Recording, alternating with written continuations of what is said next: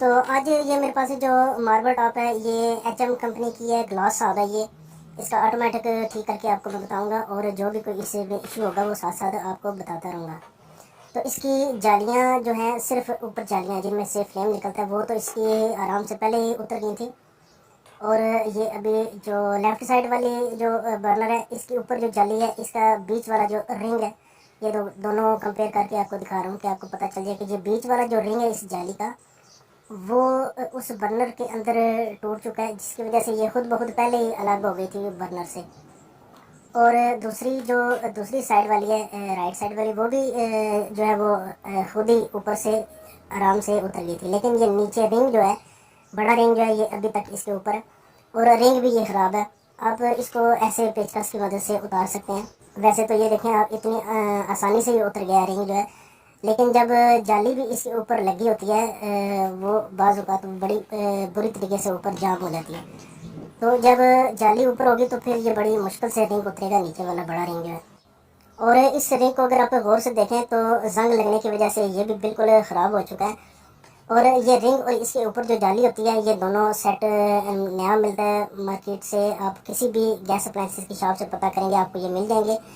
और वैसे भी आपको वो दिखाया था मैंने, एक जाली जो है वो उसका बीच वाला रिंग जो है वो बर्नर के अंदर टूटा हुआ है, वो तो ज़ाहिर सी बात है वो आपने ज़रूर नहीं लगानी है। और रिंग भी इसी तरह आपको उसके साथ ही मिलेगा, ये दोनों चीज़ें आप नहीं खरीदेंगे। अब जालियों को उतारने के बाद नीचे इसके जो पेच लगे हुए नजर आएंगे वो आपने खोलने हैं। इनको खोलने से ही ये सारी आप जो है वो खुलेगी। और इसके पेच को खोलने के लिए जितनी भी जोर जमाई मैंने की है वो सारी आपको बताऊंगा ताकि आपके नॉलेज में भी आ जाए कि आप कैसे कैसे इसके पेच को खोल सकते हैं। स्क्रू ड्राइवर से तो काफ़ी कोशिश की मैंने इसके पेच को खोलने के लिए, लेकिन ये बिल्कुल अपनी जगह से नहीं हिले। और बाई चांस इस जगह पे इस वक्त मेरे पास WD-40 भी अवेलेबल नहीं है। अगर वो हो तो उससे भी काफ़ी आसानी हो सकती है। आप WD-40 उसको लगाएं और 10-15 मिनट के लिए छोड़ दें तो उसके बाद भी ये पेच बड़ी आसानी से खुल जाते हैं। लेकिन बाज़ औक़ात वो अगर ना हो किसी वजह से आपके पास अवेलेबल तो फिर आप क्या करेंगे? तो उसके लिए अब आप इसको 8 नंबर की गोटी से या 8 नंबर की ये जो अभी मेरे पास टी हैंडल है उससे भी आप खोल सकते हैं, उससे भी ट्राई कर सकते हैं क्योंकि इसके ऊपर स्क्रू ड्राइवर के लिए भी जगह बनी होती है और ये गोटी से भी खुल जाते हैं। इनकी शेप कुछ इस तरह की बनी होती है। लेकिन ये फिर भी ये पेच जो है वो कोई नहीं खोले। इससे एल शेप का ये पाना है, आप इसको एल शेप पाना बोलते हैं। अगर ऐसे भी ना खुले क्योंकि वो अपनी जगह से बार बार ले जाता था, फिर मैंने उसके जो ऊपर वाली साइड है उसमें बिल्कुल इस तरह कोई चीज़ फंसा के उसको बिल्कुल ऐसे टी शेप बना के तो फिर बड़े ज़ोर से ऊपर से प्रेस करके उसको घुमाया तो फिर जाके कहीं ये पेच एक जो है ये खुला। तो अब इस पेच को खोलने के बाद एक तो बिल्कुल आसानी से खुल गया था, आपको नज़र आ रहा है दो खुल गए हैं। एक स्क्रू ड्राइवर से ही खुल गया था और दूसरा जो है वो इस तरह। ये फिर एक बार मैंने आपको दिखा दिया कि आपके पास अगर इस तरह का वो कोई टूल होगा तो उससे आप इसको इस तरह खोलेंगे कि इसके ऊपर वाली साइड पे कोई चीज़ आप फंसा के इसको टी शेप बना के तो ऐसे खोल सकते हैं।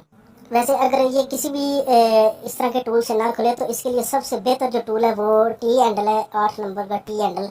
उससे ये बहुत आसानी से ये स्क्रू जो है वो खुल जाएगा। लेकिन मेरे पास अभी वो अवेलेबल नहीं है, इसलिए मैं फिर मेरे पास ये छोटी सी गोटी है जो वैसे ही स्क्रू ड्राइवर के टाइप की बनी हुई है। लेकिन उसमें मैं आपको ये दिखा रहा हूँ कि आप उसको फिक्स करके गोटी को स्क्रू के ऊपर फिक्स करके फिर उसका ऊपर वाला जो है उसमें आप छोटा सा अगर आपके पास रेंच होगा तो उसको अच्छे से ज़ोर से फिक्स करके तो इस तरह भी ट्राई कर सकते हैं इस पेज को ऐसे खोलने की। जैसे अभी ये मेरी कोशिश जो है ये बिल्कुल कामयाब हुई है, ये पेज बिल्कुल आसानी से इस तरीके से खुल चुका है। गोटी छोटी गोटी थी मेरे पास 8 नंबर की और उसके ऊपर जो उसका दूसरा हिस्सा है वो फिक्स करके फिर उसको किसी छोटी सी चाबी या छोटे से एडजस्टेबल रेंच की मदद से मैंने इसको अभी खोला है। तो ये सारे तरीके मैंने आपको इसलिए बताए कि आपके पास कोई भी किसी की भी किस्म का टूल होगा तो आप उसको ऐसे ऐसे जितने भी तरीके मैंने बताए वैसे आप इस्तेमाल करके उसको खोल सकते हैं। तो ये एक प्लेट मैंने खोल दिया है। अब बिल्कुल सेम इसी तरह दूसरी प्लेट भी आप खोलेंगे, इसी की तरह इसके भी 3 पेज आप खोलेंगे तो ये दोनों प्लेटें इसकी उतर जाएंगी। टाइम बचाने के लिए मैंने दूसरी प्लेट को उसका तरीका बिल्कुल स्किप कर दिया, क्योंकि वो बिल्कुल सेम है। तो आप बिल्कुल ऐसे ही उसके दोनों साइडें खोलेंगे, और दोनों साइडें खोलने के बाद आप इसके ऊपर जो ग्लास होगा या स्टील की प्लेट होगी उसको फिर हटाएंगे इस टॉप के ऊपर से। इसके बाद इसके ऊपर वाले ग्लास को जब मैं उल्टाऊंगा तो आपको ये सिल्वर से कलर में एक शीट सी लगी हुई नज़र आई है इस ग्लास के ऊपर। ये नीचे वाली साइड पे लगी हुई है। ये शीट बाज़ औक़ात उतर जाती है, ज़्यादा अगर पुराना हो जाए चूल्हा तो ये शीट उतर भी जाती है, और ये अगर उतर भी जाए तभी कोई मसला नहीं है। आप इसके बगैर भी इस ग्लास को वापस ऊपर फिक्स कर सकते हैं। अब इसके ऑटोमेटिक के बारे में आपको बताते हैं। इसका ऑटोमेटिक जो है वो दोनों बर्नर बिल्कुल भी कोई आवाज़ नहीं दे रहे इसके दोनों बटन प्रेस करने से। और ये सेल मैंने आपको स्टार्ट में बताया था कि सेल बिल्कुल नया लगाया था इसमें, फिर भी दोनों साइडें जो है वो बिल्कुल कोई आवाज़ नहीं देगी। ऑटोमेटिक बिल्कुल कोई काम नहीं कर रहा इसका। तो एक भाई ने मुझे कमेंट भी किया था, कहते हैं कि इसके ऑटोमेटिक के बारे में आप थोड़ा सा डिटेल से हमें बताएं। तो मैं आपको बताना चाहता हूँ कि इसका ऑटोमेटिक ठीक करना बहुत ही आसान है। सबसे पहले तो आपने इसका जो बैटरी होगी उसको चेक करना है। जो सेल बॉक्स है उसको आपने चेक करना है, उसके पॉइंट देखने हैं। अब ये देखें जो सुर्ख तार है वो बिल्कुल अलग हो चुकी है उससे। ये जो है वो चूहों का जो है वो हमला है इसके ऊपर। ये तार बिल्कुल डैमेज थी, अलग थी। सबसे पहली बात तो यह है कि आपने इसकी बैटरी को चेक करना है। बैटरी के पॉइंट है वो बिल्कुल ठीक होंगे, उसके बाद फिर आगे जो बाकी चीज़ होगी उसको आप चेक करेंगे। अभी ये देखें, ये मैंने कुछ भी नहीं किया, इसके ऑटोमेटिक को मैंने कुछ भी नहीं किया, सिर्फ ये तार जो है वो अलग थी उसको वापस मैंने जोड़ा है। जोड़ने के बाद ये अभी आपको ऑटोमेटिक की मैं आवाज़ सुनाऊँगा, और इसका जो स्पार्क है वो भी आपको दिखाऊँगा, बिल्कुल ठीक हो चुका है।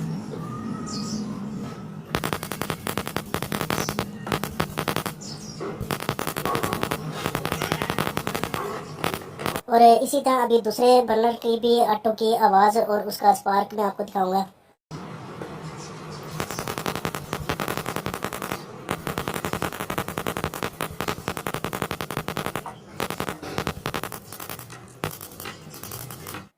इसके बाद अगर इस तरीके से भी इसका ऑटोमेटिक ठीक ना हो सके आपसे, तो फिर आपने इसके बाद इसकी इस यूनिट जो है, ये किट जो है इलेक्ट्रिक किट इसको बोलते हैं, या इग्निशन किट भी इसको बोलते हैं, स्पार्क किट, जो मर्जी आप बोलें। तो इसमें से ये देखें 2 बर्नर वाला चूल्हा है, और इसमें से आगे 2 ही तारें जो है वो निकल के इसके बर्नर में एक लेफ्ट साइड पे और एक राइट साइड पे जा रही है। तो आपने इसकी ये जो तारें हैं इसके जो लाइटर की तरफ जा रही हैं, इन तारों को चेक करना है। ये तारें कहीं उतरी हुई ना हो लाइटर से, अगर ये उतरी हुई हैं तब भी स्पार्क नहीं करेगा। आवाज़ तो हो सकता है थोड़ी बहुत आपको दे, लेकिन ये फिर स्पार्क नहीं करेगा ऊपर बर्नर के ऊपर। तो ये दोनों तारें अगर आपने चेक कर ली हैं तब भी ठीक है। उसके बाद अगर इन तारों में भी कोई प्रॉब्लम नहीं है तो फिर आपने इसकी जो नाब है उस नाब के नीचे जो इसके पॉइंट हैं, जो नाब को दबाने से आपस में मिलते हैं, उन पॉइंट के नीचे अक्सर ये होता है कि वहाँ पे गंद वगैरह जमा हो जाता है। ज़ाहिर सी बात है, वो जो भी चीज़ गिरती है तो वो नीचे इसी सुराख में वो यहाँ से नाब के नीचे जो सुराख होते हैं उन सुराख की वजह से फिर वो नीचे कचरा यहाँ पे जमा होता रहता है। तो आपने कपड़े की मदद से या किसी और टेस्टर की मदद से या स्क्रू ड्राइवर की मदद से, किसी भी चीज़ की मदद से आपने इसको साफ़ करना है। यहाँ से इसके ये पॉइंट साफ़ करने हैं, ये पॉइंट बिल्कुल साफ़ होने चाहिए। अगर आपने ऑटोमेटिक उसका चेक किया है, बैटरी ठीक है, उसकी आगे तारें भी ठीक है, फिर उसके बाद यूनिट ये इसके किट से जो तारें निकल रही हैं जो बर्नर की तरफ जाती हैं वो भी ठीक है, तो फिर आप यहाँ से ज़रूर उसको चेक करें। इसके नाब के नीचे जो ये पॉइंट होते हैं इनको ज़रूर आपने साफ़ करना है। और अब बिल्कुल लास्ट में इसके बर्नर का वो इशू मैं ठीक करके आपको बताऊंगा, जो शुरू में बताया था कि इसकी जाली का जो बीच वाला रिंग है वो बर्नर के अंदर टूट चुका है। उसको सही करेंगे। वो रिंग जो है वो टूटा हुआ वो उसमें से निकालेंगे बर्नर में से, क्योंकि जब तक वो नहीं निकालेंगे नई जाली जो है वो इसके ऊपर फिक्स नहीं होगी। तो बर्नर को आप खोलेंगे, 3 पेच इसके साइडों पे लगे होते हैं, नट पेच ऊपर से आप इसको खोल सकते हैं, नीचे से भी खोल सकते हैं। और अगर आपके बर्नर के अंदर कोई इस तरह रिंग नहीं टूटा, बर्नर आपका बिल्कुल ठीक है, तो आप बिल्कुल मेरी इस वीडियो पे यहाँ से स्किप कर सकते हैं, क्योंकि अभी ये आगे जितनी भी ये वीडियो रह गई है ये बिल्कुल बस इसी के बारे में है कि ये रिंग इसमें से कैसे निकालना है। अब बर्नर को खोलने के बाद इसकी जो ये तार है ये आप लाइटर के नीचे से भी उतार सकते हैं और किट से भी उतार सकते हैं। लेकिन अगर किट से वो थिम्बल के ज़रिए लगी हुई है तो अब आपके पास अगर कोई स्क्रू ड्राइवर इस तरह का होगा जो स्पेशली चोट लगाने के लिए बना होता है, तो उसकी मदद से आप बिल्कुल ऐसे ही वो रिंग जो होगा वो इसके बीच में से निकालेंगे। उसको थोड़ा थोड़ा सा आप सारी साइडों से इस तरह चोट लगा के वो रिंग जो है वो निकालने की कोशिश करेंगे। अब इसके बाद ये रिंग इसके बीच में से जब आप निकाल लेंगे तो उसके बाद इसके जो है वो जंग की वजह से छोटे छोटे इससे भी इस बर्नर के अंदर जो है वो लगे रह जाते हैं। ख़ास तौर पे जब जंग बहुत ज़्यादा लग जाते हैं इसको, ये आप अगर गौर से देखें तो आपको वो नज़र आ जाएंगे। इनको भी आपने उतारना है, ये भी उतारेंगे, बीच में से साफ़ करेंगे ठीक से, तभी ये ऊपर वाली जाली जो है वो इसके ऊपर बैठेगी। ये देखा आपने, मैं इसको ट्राई भी कर रहा हूँ साथ साथ उसके ऊपर बिठाने की, लेकिन अभी भी ये इसके अंदर नहीं बैठ रही। तो आप इसको बीच में से भी जो छोटे छोटे इसके पीस है इसके अंदर जुड़े रह गए हैं वो भी निकालेंगे।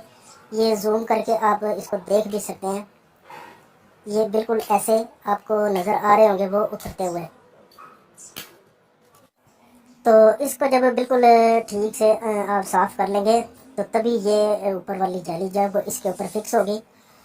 अब मैंने कुछ काफ़ी सारे साइज के स्किप कर दिया है और इसकी तार जो है जो जोड़ लगाया उसके ऊपर टेप वगैरह लगा दें, और इसका बर्नर मैंने वापस भी लगा दिया है। 3 ही पेज इसको लगे होते हैं, ऊपर से आप पेच लगाते हैं और नीचे से जो है वो नट लगते हैं इस बर्नर को। और तार इसकी आप देखें, इसकी तार जो है वो थिम्बल के जरिए लगी हुई थी इसकी किट के अंदर, वो भी वापस लगाने के बाद आप इसका ऊपर जो टॉप कवर है वो भी रख देंगे वापस।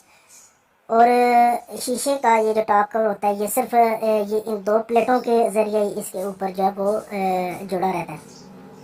तो अब जो इसकी दूसरी प्लेटें हैं वो भी इसके ऊपर वापस रख देंगे। दोस्तों, उम्मीद करता हूँ कि आपने भी इस वीडियो की हेल्प से अपनी हॉब में जो भी कोई इस तरह के इशू थे उनको हल कर लिया होगा।